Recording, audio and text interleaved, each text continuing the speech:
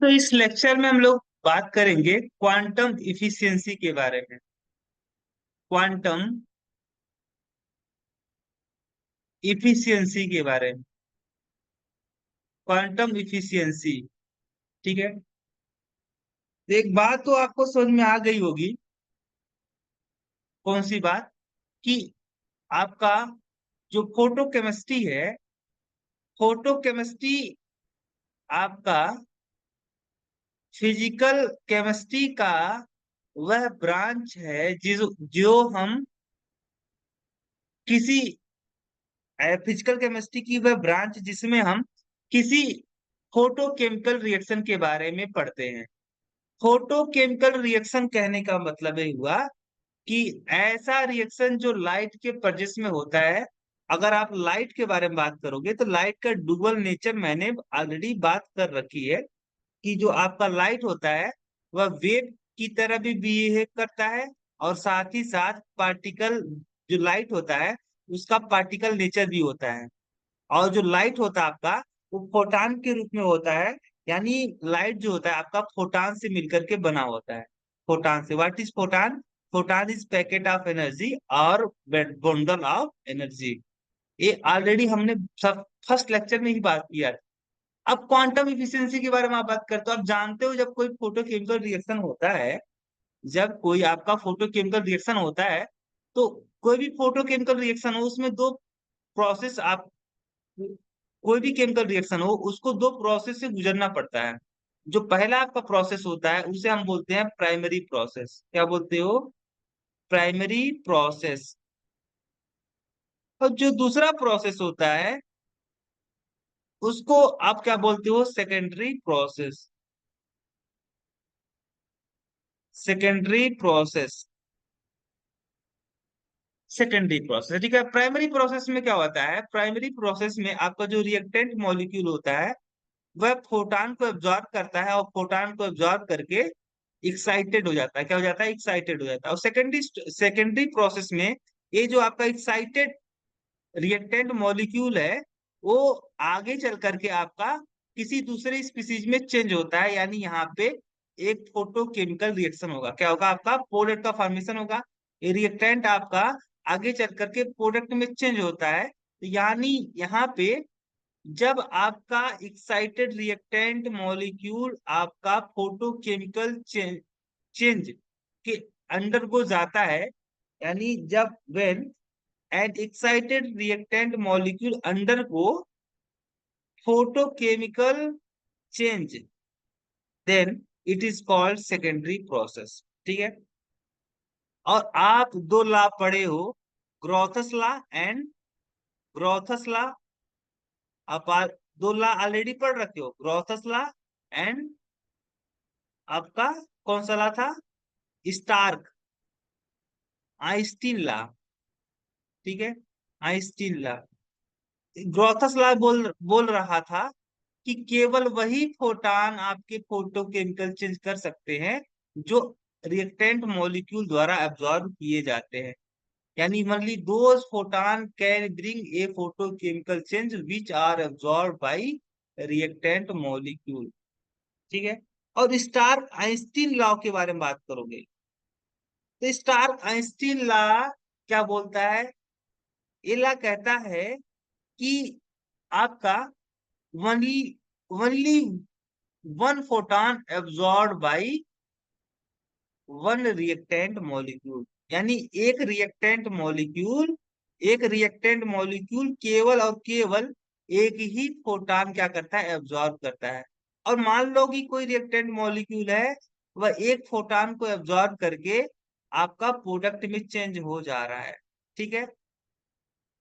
अब यहाँ पे दिक्कतें आती है कि अगर फोटॉन आपका एक एक फोटान एक रिएक्टेंट द्वारा एब्जॉर्ब किया जाता है। जैसे मान लो कि आपके 100 फोटान 100 रिएक्टेंट मॉलिक्यूल द्वारा एब्जॉर्ब किए गए, और अगर मान लो आपका ये 100 जो रिएक्टेंट मॉलिक्यूल थे वो 100 फोटान को एब्जॉर्ब करके 100 प्रोडक्ट मॉलिक्यूल बना रहे हैं, ये ऐसे समय में आपका जो क्वांटम इफिशियंसी होगा, जिसे हम लोग फाई से रिप्रेजेंट करते हैं, तो फाइव इक्वल टू आएगा 1। क्या आएगा? 1 आएगा। ठीक है। बट ऐसा नहीं है कि जितने भी रिएक्टेंट मॉलिक्यूल, तो मैंने कहा था कि भाई ये जरूरी नहीं कि अगर रिएक्टेंट मॉलिक्यूल फोटोन को एब्जॉर्ब कर रहा है तो रिएक्टेंट आपका प्रोडक्ट में चेंज हो जाए। क्यों ऐसा? ऐसा इसलिए क्योंकि अगर एक फोटोन को एब्जॉर्ब करता है तो ये क्या हो जाएगा? एक्साइटेड हो जाएगा, और एक जो एक्साइटेड मॉलिक्यूल होगा आपका, वो आगे चल करके ऐसा हो सकता है कि ये किसी दूसरे ग्राउंड स्टेट मोलिक्यूल से टकरा करके, या जो कंटेनर है आपका उस कंटेनर के वॉल से टकरा करके ये अपनी एनर्जी लॉस कर दे, और ये फिर से किस में चेंज हो जाए? ग्राउंड स्टेट में चेंज हो जाए, और प्लस में हीट आपका क्या करते? रिलीज कर दे। ऐसा हो सकता है। अगर ऐसा होता है तो बहुत सारे ऐसे रिएक्टेंट मॉलिक्यूल होंगे जो फोटॉन को एब्जॉर्ब करने के बाद भी प्रोडक्ट में नहीं चेंज हो पाएंगे। तो ऐसे समय में आपका जो क्वांटम इफिशियंसी आएगा 1 से कम आएगा। ठीक है। और अगर मान लो बाई चांस ऐसा होता है कि एक रिएक्टेंट मॉलिक्यूल आपका एक फोटॉन को एब्जॉर्ब किया और क्या हो गया? एक्साइटेड हो गया। अब ये जो एक्साइटेड रिएक्टेंट मॉलिक्यूल है वह किसी दूसरे reactant ground state reactant molecule से टकरा करके इस रिएक्टेंट मॉलिक्यूल को भी क्या कर रहा है? एक्साइटेड कर दे रहा है। तो ऐसे केस में आपका जो क्वांटम इफिशियंसी आएगा वह ग्रेटर देन 1 आएगा। अच्छा, यहाँ पे क्वांटम इफिशियंसी क्या बताता है इसके बारे में हम चर्चा करेंगे। क्वांटम इफिशियंसी क्या बताता है? What tell quantum efficiency? Quantum जो इफिशियंसी है ना, quantum efficiency quantum efficiency tell is an best quantum efficiency is an best parameter.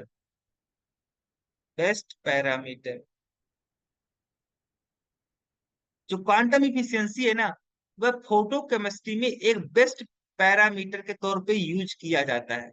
क्या पता करने के लिए? कि एक फोटान कितने रिएक्टेंट मॉलिक्यूल को चेंज कर दे रहा है।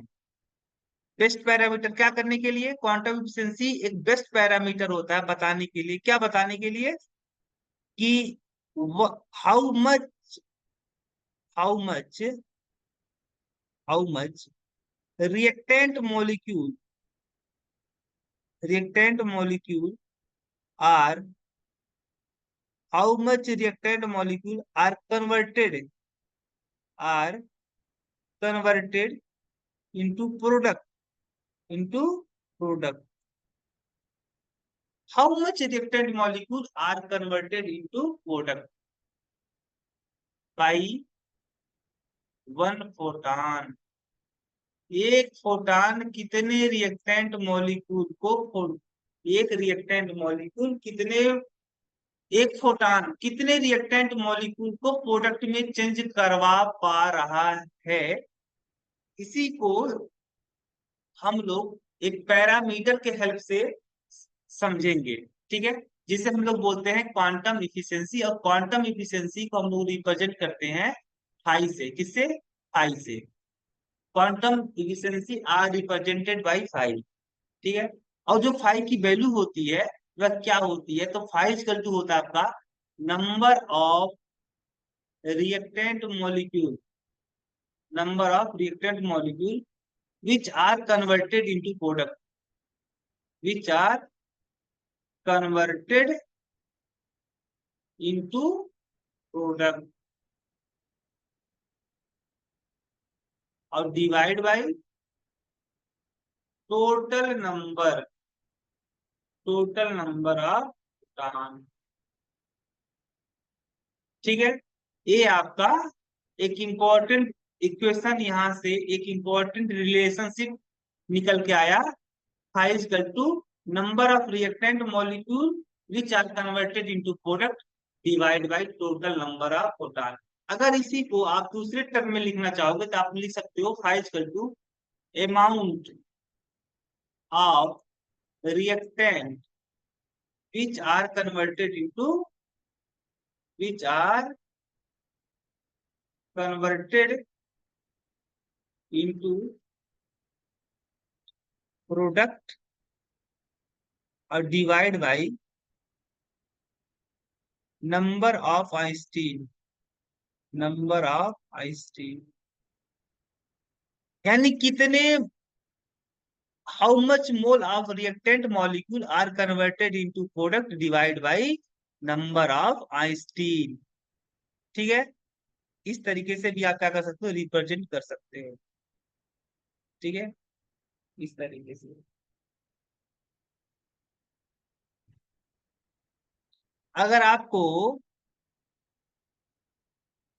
नंबर ऑफ फोटान निकालना है, नंबर ऑफ फोटान, ठीक है, मान लो आपका जो लाइट इंसिडेंट करवाया जा रहा है, जो लाइट एब्जॉर्ब करवाया जा रहा है बाई एन सैंपल, मान लो कोई एक सैंपल है जिसमें आपका रिएक्टेंट है, और इस रिएक्टेंट को एक्सपोज किया जाता है विथ लाइट।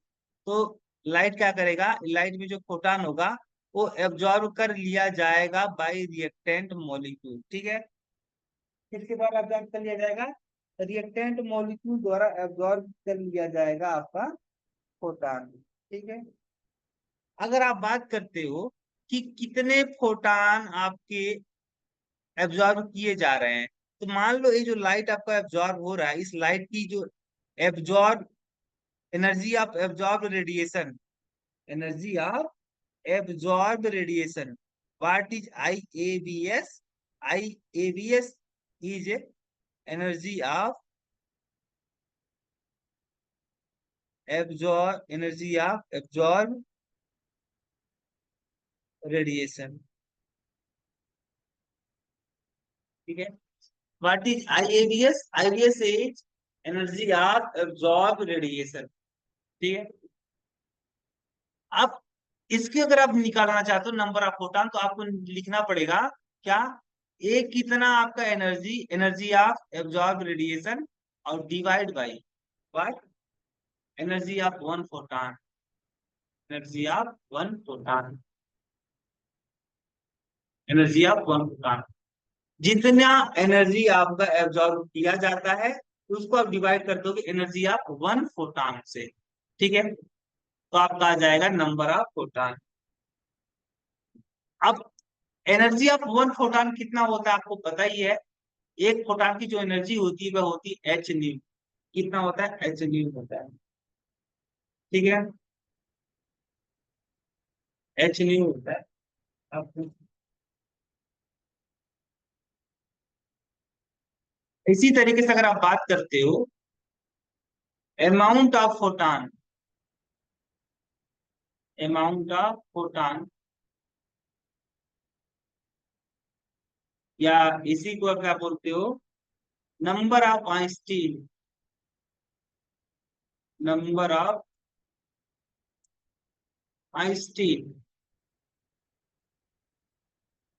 तो इस किसके इक्वल आएगा ये, आपको अगर नंबर ऑफ आइंस्टीन निकालना है तो क्या करना पड़ेगा आपको, energy of radiation which are absorb by क्या, energy of one, one Einstein, one Einstein की जो एनर्जी होती है वो कितना होता है, एक मोल फोटॉन की जो एनर्जी होती है उसे आप क्या बोलते हो, वन आइंस्टाइन। वन आइंस्टीन से अगर आप डिवाइड कर दोगे Hc/λ।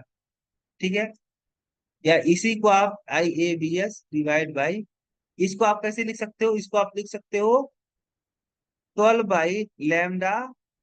लैम्डा आपका किस में होना चाहिए, सेंटीमीटर में, और ये आएगा आपका जूल पर मोल, जूल पर मोल आएगा आपका। ठीक है, इस तरीके से। अब एक न्यूमेरिकल प्रॉब्लम हम सॉल्व करते हैं, उसी से सारा चीज हमारा क्या हो जाएगा, क्लियर हो जाएगा। लेट,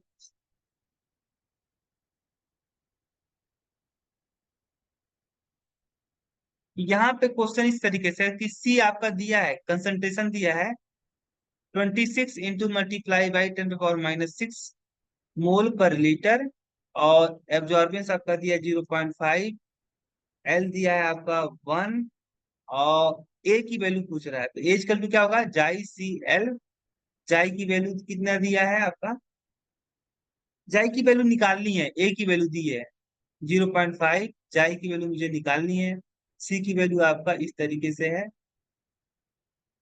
और एल की वैल्यू आपकी हो गई 1। ठीक है, 1 सेंटीमीटर, तो आपका जो जाई की वैल्यू निकल के आएगी, ये आएगा 0.5 डिवाइड बाई 26, और ए ऊपर आप ले जाओगे तो 10 पावर 6 हो जाएगा। और यहां से अगर आप करते हो तो आप इसको कैलकुलेट कर लीजिएगा। ये आपका इसका यूनिट क्या होगा, litre mole inverse centimetre inverse. ठीक है।